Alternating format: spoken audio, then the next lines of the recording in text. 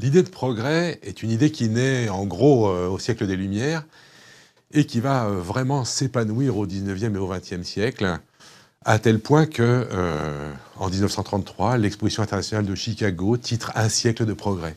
C'est extraordinaire. En 1933, il y a eu la Première Guerre mondiale, mais on a dit plus jamais ça, on ne le fera plus. Il y a eu la première grande crise économique et on a dit maintenant on va mettre les banquiers au pas, ils ne recommenceront pas. On sait tous ce que ça a donné. Cette foi dans le progrès existe très fortement dans les milieux des décideurs, aussi bien politiques que scientifiques, et certainement elle est nuisible à un certain respect de lois naturelles et de fonctionnement des écosystèmes et de la biodiversité. Alors, en fait, ça fait longtemps que la question existe, et on trouve dans l'Antiquité une très belle histoire qui est faite pour montrer en quoi un travail technique sans réflexion peut être dangereux. C'est l'histoire de Dédale. Dédale était l'ingénieur du roi Minos, c'était un type génial.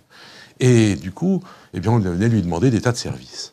Minos, pour épater ses frères, demande à Poséidon de lui prêter un taureau. Poséidon lui prête le taureau en lui disant « Attention, tu me le rendras ». Minos ne le rend pas. Et du coup, Poséidon se venge en rendant la femme de Minos, Pasiphaë, amoureuse du taureau. Elle aime le taureau, mais le taureau, lui, il ne s'intéresse pas du tout aux dames. Alors elle va voir Dédale et elle lui dit « Trouve-moi un moyen, j'ai besoin d'avoir des relations avec ce taureau ». Dédale est un ingénieur, c'est pas un philosophe.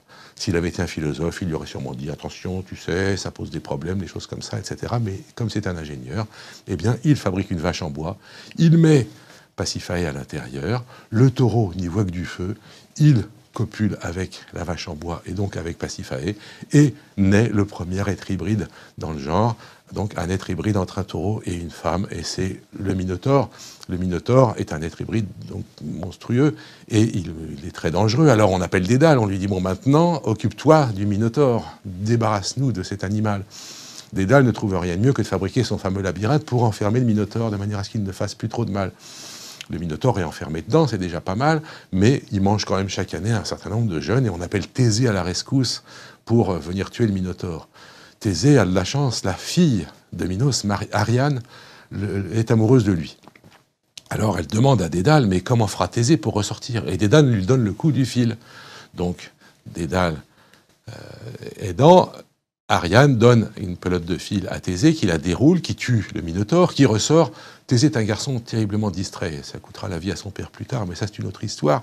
En sortant, il oublie Ariane, et Ariane est désespérée, extrêmement triste, et Minos est furieux après Dédale, en disant « Tous ses ennuis viennent de Dédale, je vais le punir ». Minos enferme Dédale et son fils dans le labyrinthe. Dédale, c'est le gars qui ne se décourage jamais. À chaque fois qu'il a fait une connerie technique, il faut qu'il en trouve une autre pour compenser celle d'avant. Cette fois-ci, il va dire à son fils, eh ben, t'inquiète pas, je vais fabriquer des ailes, on va sortir.